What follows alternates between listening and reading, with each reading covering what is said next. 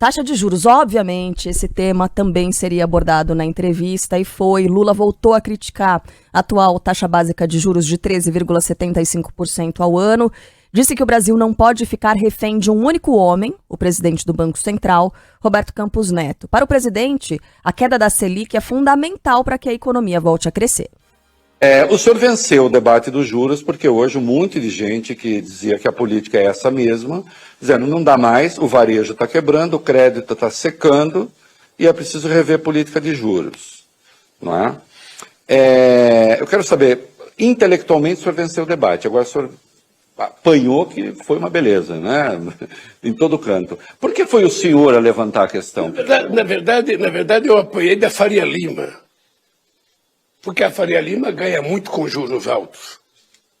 Ela vive disso.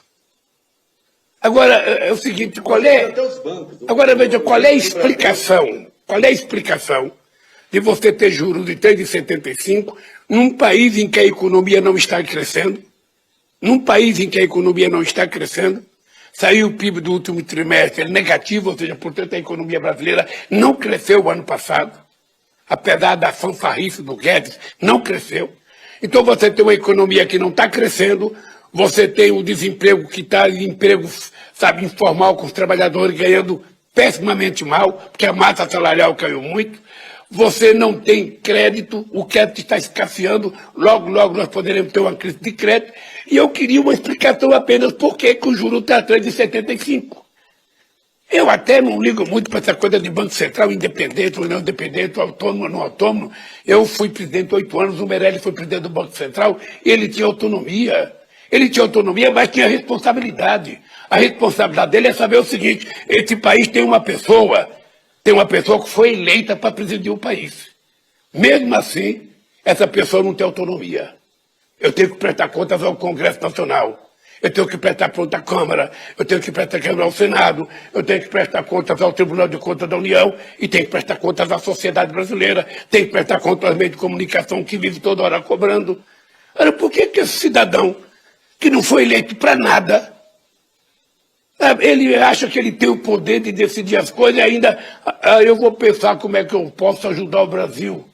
Não, você não tem que pensar como ajudar o Brasil, você só tem que pensar como reduzir a taxa de juros, para que esse país volte a ter crédito, para que a economia volte a funcionar. É isso que tem que fazer.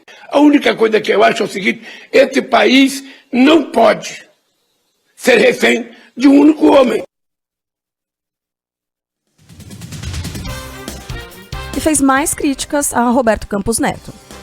Eu acho que ele tem que fazer o trabalho dele, mas o trabalho dele, efetivamente, ele tem 3 obrigações que foi determinada na lei que aprovou a autonomia do Banco Central. Ele tem que estar preocupado com a inflação, mas ele tem que estar preocupado com o emprego e preocupado com o crescimento da economia. Ele não pode esquecer as outras coisas e ficar estabelecendo um plano de metas que ele aliás, sabe que não vai cumprir. Está na lei que instituiu a autonomia do Banco Central, na lei complementar. É lógico que veja E como lembrou o presidente do Conselho do Bradesco, também é o que faz o Banco Central Europeu, também é o que faz o Fed americano, se preocupar com essas 3 coisas.